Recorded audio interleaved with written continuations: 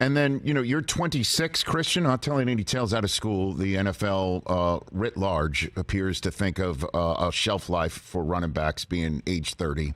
And Austin Eckler approaching that right now. He's a premier touchdown maker in this league, as you know. He had to twist some arms to get even some incentives out of the Chargers prior to the summer.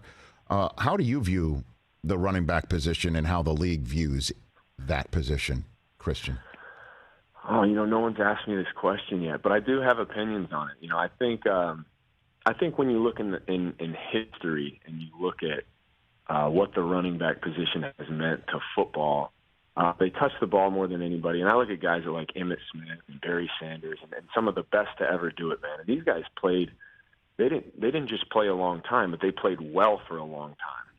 And I look at Derrick Henry as another example. Derrick Henry's older than I am. The guy's done nothing but produce. I look at what Saquon Barkley brings to the Giants. I look at what Josh Jacobs brings to the Raiders, and Austin Eckler. All these backs. I could name Dalvin Cook. All these backs around the league who have done so many amazing things for their team. They've been clutch.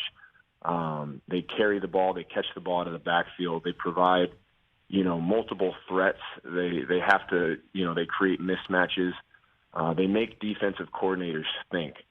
And I think there's a lot of value to that. And somewhere along the line, the running back position has been undervalued, in my opinion, for what they're asked to do.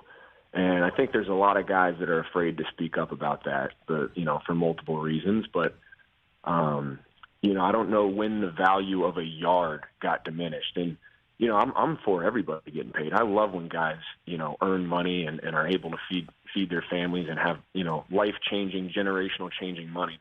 It's such a special thing because we all work really hard, and it's fun, man. It's a blessing. It really is.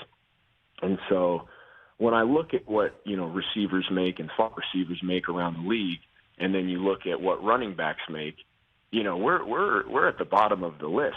And you got backs who have had 2,000-yard seasons. You've had backs who've had 750 to 800 yards receiving. And, a lot of people use the injury argument, but I don't know if that's necessarily valid when you look at some of the receivers who have been hurt who still get big contracts. And so I understand we touch the ball the most, but in my opinion, I think we create a lot of value in doing so as well. So there's a lot of arguments multiple ways, but I definitely think somewhere along the line, the franchise tag and what the market did to the running back position, I think they're definitely undervalued. And I think if you ask the running backs around the league, they would probably say the same thing.